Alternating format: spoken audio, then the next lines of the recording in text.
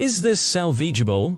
I've been talking with this amazing girl for the past month. We share so much in common, from our love of gaming to our adoration of animals and other very specific interests. 2 weeks ago, we went out for the first time to an aquarium. She loves Animal Crossing, so I thought she'd enjoy it and followed it up with a coffee date. We had an incredible time, bonding over our shared interests. It was one of the best dates I've had in a while. She seemed to feel the same way, as she suggested we go out again the following week. We kept in touch through messaging all week and met again last Sunday for a Japanese interactive experience, since she has an interest in the language. I paid for everything on both dates, and though she didn't offer to pay, it didn't bother me much, though it would have been nice if she at least tried. After the experience, we decided to continue with the Japanese theme and have some sushi. I suggested a nearby restaurant that looked good but wasn't fast food. She agreed at first, but then mentioned an alternative that was famously expensive. She quickly retracted her suggestion, saying it was probably too far. I agreed, as I don't make much money and it would have been both more expensive and actually far. We had a pleasant dinner where she mentioned she wanted to have kids but didn't see herself working if that happened. This raised some concerns for me because I can't see myself being able to support a household on my own. However, I didn't bring it up since we weren't discussing our relationship, just having a general conversation. Although it wasn't explicitly stated, I got the impression she wanted to move quickly. I tend to be quick with endearment myself, so I thought maybe she was the same. On the way home, I asked her if she was still using dating apps. A few days earlier, she mentioned she never got around to dating a girl through them. She's bi, so I assumed she might have deleted them already. My question came across as a bit pushy. I honestly didn't mind taking things slow. I just wanted to know if it was okay that I was still on Tinder and Bumble. I didn't want one of her friends to find me while I was dating her.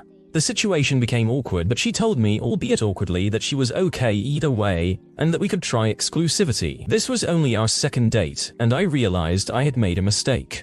I assured her I wasn't trying to pressure her, and we had an okay ride to her home. We said goodbye, and I asked if she'd like to see each other again that week. She agreed and said she had a great time. The next day, she was oddly unresponsive in her texts, which I didn't find too strange. However, that night she sent me a text. I've been thinking a lot after our conversation during the ride back home. At the time, I didn't fully understand what I was feeling, and part of me didn't want to make you uncomfortable. After asking about exclusivity, I realize now I should have said I wasn't sure, but I was shocked and didn't know how to react. I understand you were looking for clarity, and I'm sorry I couldn't be completely honest. I really enjoy talking to you. We have a lot in common, and I think you're super cute. But after thinking about it, I don't think being together is what I'm looking for. I'd rather stop this now before our affection grows. I enjoyed meeting you, and think you're charming. I wish you the best. I was surprised. Although I knew I made a mistake with the dating apps talk, I thought it was something minor we could move past by just going at her pace. I told her I understood and asked if there was anything more to it. She responded, and while I understand that uncertainty is uncomfortable, feeling like I had to decide on the second date reminded me of something in my past relationship that made me uncomfortable, but I ignored at the time. I'm sorry. I really like you. I know she mentioned our attention deficit issues, but I don't think that was the main problem. I responded, I understand perfectly. The truth is, I didn't think when I asked you. While we were at the restaurant, I received a notification from an app, and it felt wrong to be with you while still having those things active. It's nonsense, I know, but I just wanted to make sure that kind of thing was okay. I also like you very much, and if you want to stay friends, that's cool. If you prefer zero contact, I understand that perfectly too. She didn't respond after that. Is there any way to salvage this? I was thinking of sending her a nice bouquet with a sorry note, but I feel that might make me seem even more pushy. I really like her, and it's driving me nuts that I blew my chance. The point of dating, if you are trying to find a long-term relationship anyway, is to find someone compatible, not someone who can manage to be charming for a couple of hours. Let her go. She is straightforwardly looking for someone who will subsidize her, which is fine if that's her prerogative. But you say in your post that it's not what you want. Scratch her off the list and move on. At least she was polite enough to say, thanks, but no thanks, which speaks well of you genuinely making a good impression. I am facing the worst dilemma. I can't decide between a family member and my partner. How can you choose? I've been with my husband for 3 years, married for 2, and it was only last September, after a year of marriage, that he was able to come to my country. For context, I'm a 28-year-old woman, and my husband, who is 31, is a foreigner. When he came to my country, he left everything behind, his good job and family. For me, my country is economically better, and many people come here illegally because of that. We lived with my mother, a 53-year-old divorced woman who has been independent since she separated from my father 15 years ago. This arrangement worked out fine at first, but soon, issues started to arise. Since my husband was unemployed, my mother began to get angry at him for not cleaning up, being messy, and not helping around the house.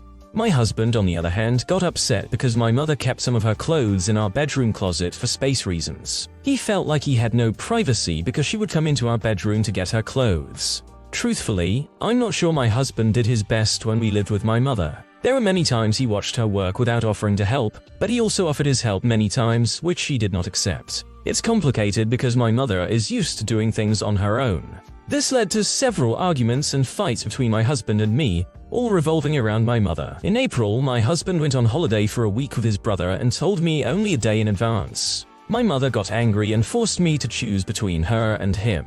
I couldn't choose because she's my only family member. One day, she decided for me and told us to move out. I own an apartment where my 81-year-old grandmother had lived for 16 years, but legally it's mine. My grandmother has a legal bind to my mother's house, meaning she has the right to live there for the rest of her life, or we have to provide her with an apartment. When my mother kicked us out, we simply switched places with my grandmother, who now lives with my mother. Their relationship is very cold. My grandmother is mean and critical of her, she's messy, and she refuses to adjust to living there. My mother again pushed me to divorce my husband after she saw me vulnerable, following an argument with him. He didn't like that I spent half a weekend at her house helping her. I love my husband very much, but the problem is that we come from different cultures, leading to many disagreements and arguments. He can't financially contribute to the household, so I'm the breadwinner. We've had our ups and downs, but he has never hit or cheated on me. When my mother pushed me for a divorce during a moment of anger, I actually filed for it.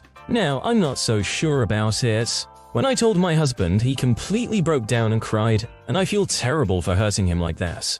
If we divorce, he will have to return to his country with a bad economy, and no chance of getting a good job like he once had. If I choose my husband, I would have to move out of the apartment, find a place to stay with him, and start saving up instead of living the comfortable life I once had. If I divorce him, I'll move back into my mother's house and help her there, leaving my husband to take care of his life. It's such a difficult decision, and I'm paralyzed with fear and anxiety. I know it's my choice in the end, and I have to live with it. What advice can you give me? Please be brutally honest. You only have one life, and it's your turn to live it for yourself. Focus on rebuilding your relationship with your husband, setting boundaries with your mother, and finding a new living arrangement that supports both of you. Consider couples therapy to address cultural differences and communication issues. Don't let your mother choose a life of loneliness and misery for you. BF emotionally cheated on me. What do I do? My boyfriend, a 24-year-old male, and I, a 22-year-old female, have been together for 4 years. At one point, he broke up with me when I studied abroad because he didn't want to do long distance. We were broken up for probably 7-8 months before getting back together again. Throughout our relationship, I've always believed we shared a lot of love and passion. However, we've also had numerous problems, often related to him showing interest in other girls. For example, about a month after we got back together, I found messages on his phone where he was trying to talk with 2 other girls. I managed to forgive him because I wanted to be with him so badly and make our relationship work.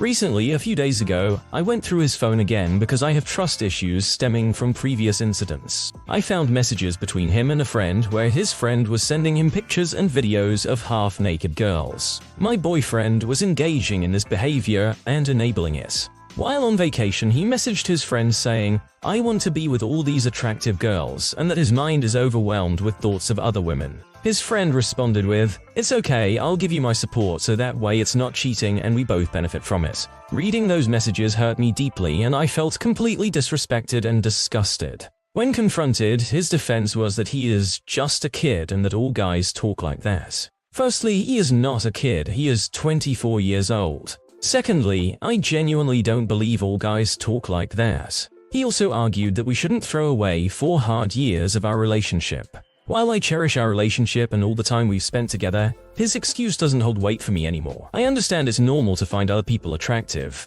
but going out of his way to message his friend about wanting to be with random girls is beyond hurtful and disrespectful. I consider myself to be very beautiful. I have long brown curls, tanned skin, and a nice hourglass figure with natural attributes. Many people have told me that my boyfriend is not particularly attractive, especially in comparison to me.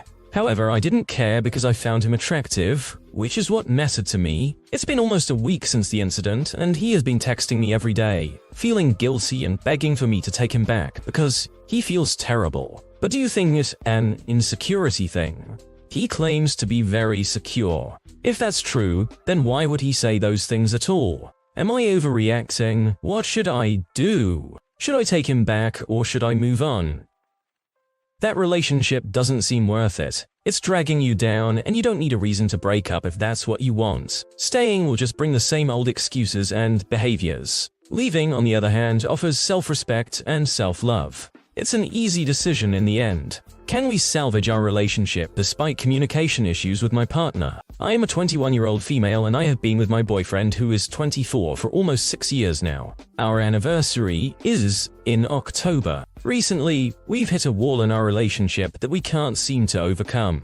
One of the main issues we face is communication. We just can't seem to communicate in a way that both of us understand. Being both stubborn individuals, we often end up bickering, which has led to a buildup of resentment on both sides, though more so on his side. Now, he wants to break up and I find myself torn. I have struggled a lot with expressing my feelings because I always felt like they wouldn't be taken seriously, especially when it came to small things that might not seem like a big deal. Additionally, I am not very good at expressing my thoughts in a way that leads to productive conversations. This often leads to arguments as I can never express my feelings properly, and the words don't come out the way I want them to. Because of this, I ended up texting my feelings a lot and not saying how I felt in the moment. This led to many arguments as he felt like he had to push really hard to get me to open up. I also felt like he didn't really understand where I was coming from, and I didn't know how to communicate it better. Now, we're really in a bad spot. While I've tried making changes and finding other ways to communicate, I think it might be too late. He has expressed that he thinks we're both too stubborn to make things work. He is also not interested in seeking outside help because he believes we are too young to be dealing with these issues. While I understand his perspective, I am not opposed to outside help and acknowledge that therapy could be beneficial. I am more invested in making this work than he seems to be, and he has acknowledged that and apologized for it. He said he wants our relationship to work, but it's more complicated than that, and he feels we are not compatible. He is drained and doesn't know what else to do. We both cried during our conversation today. Is there any way we can salvage our relationship? For more context, I am looking into the free therapy provided by my school since I can't afford to pay out of pocket. We are each other's first serious relationship, and I never questioned our future or him being the person I would spend my life with. Sure, go ahead and provide the Reddit comments that you'd like combined. How can I improve my sex life with my boyfriend? As the title suggests, this is a bit intimate, but I'll try to keep it as clean as possible. I love my boyfriend deeply, and we've been together for 3.5 years. Our physical relationship started off great, with our drives matching well, but things have changed over time. Initially, I rarely reached the climax, but it didn't bother me because I valued the connection and intimacy. I was inexperienced, so I assumed things would naturally improve. He was very attentive to me during this time and made me feel loved, which was all I could have wanted. A year into our relationship, he suffered a loss in the family, and understandably our physical relationship dwindled. We probably were intimate only 3 to 5 times that year, but I was focused on supporting him through his grief. There was zero expectation for intimacy during this time. It was just something I began to notice as time went on and as I found myself feeling lonely despite having my partner right next to me. As he started to recover, I craved closeness again, not just physical intimacy but cuddles, deep conversations, anything that brought us closer. However, our relationship still wasn't his #1 priority during that time, and I continued feeling lonely and neglected, though I knew it wasn't intentional. I took on most of the domestic responsibilities, supported him financially, and did my best to support him in every way I could, but it was hard without anyone filling my cup. I suggested date nights, no phone dinners, and we had many heart-to-heart conversations about our relationship. He asked me to help initiate intimacy, and despite my inexperience and nerves, I was happy to do so. While sometimes it worked, often he wasn't interested, which gradually wore down my confidence and made me scared to bring it up. Now, things have definitely improved, and we are intimate about once or twice a month. While I'm grateful for that attempt at connection, I feel like he's not fully present. He's generally affectionate and gives me compliments, but I don't feel like he's focused on ensuring I enjoy it too. It ends up just feeling like I'm pleasuring him, and then we are done and he apologizes. I've only reached the climax once with him, and it wasn't from penetrative intimacy. I know things are not all about reaching the climax, but I hate that he doesn't even try for me. For instance, there's no foreplay for me despite me always giving him attention. I've tried to talk to him about our preferences in bed, suggested lingerie, and other ideas to make things fun, but he hasn't shown much interest. When I ask him about his favorite positions or what he enjoys, he never really has an answer and never asks me the question back. Our relationship is strong in many ways, but this issue is affecting my confidence, and I'm unsure how to bring up that I'm not sexually fulfilled without hurting his feelings. Also, I feel like it has been so long now with me saying nothing that it almost feels too far gone. Honestly, it sounds like this is a much bigger issue, not just about sex. He went through a loss and doesn't seem like he ever fully recovered, so therapy might be a good option for him to talk to someone. Meanwhile, you could try taking the lead more in the bedroom, showing him how much you enjoy it when he does certain things. However, remember that your sex life is only going to improve if he wants it to, and it's important that he shows he's willing to commit to making you happy before making any serious commitments like marriage. My boyfriend says really mean things when he's upset. Is this abusive behavior? I've been with my boyfriend for about 5 years now, and we've been living together for 2. Generally, he's a very laid-back person, though his laziness can be frustrating at times. One issue that has always concerned me is his driving. He tends to drive in ways that feel vengeful, like trying to cut people off when they cut him off. He never admits that this behavior is wrong.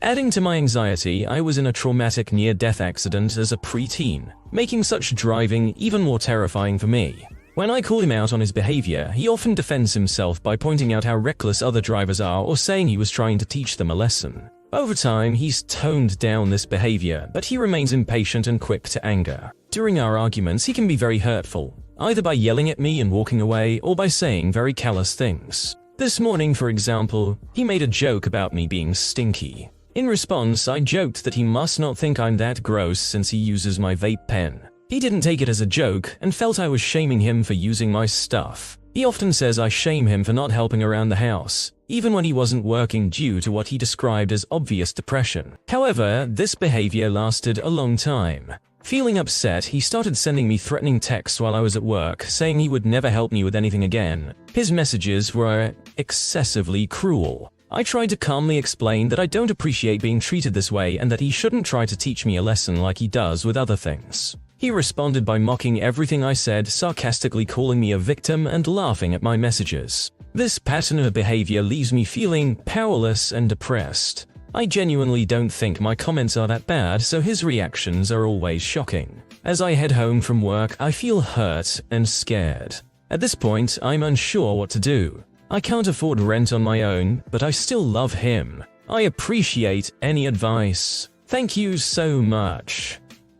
Nope, this isn't normal. It's abusive and he's showing all the early signs right now. Yes, abusive, and he is severely emotionally immature, equivalent to a child having a temper tantrum. You can figure something out. You wouldn't be homeless if you had never met him. Thanks for watching. When you subscribe, make sure to hit the bell to turn on notifications so you never miss a video. To finish listening to all the stories, check out the playlist in the description.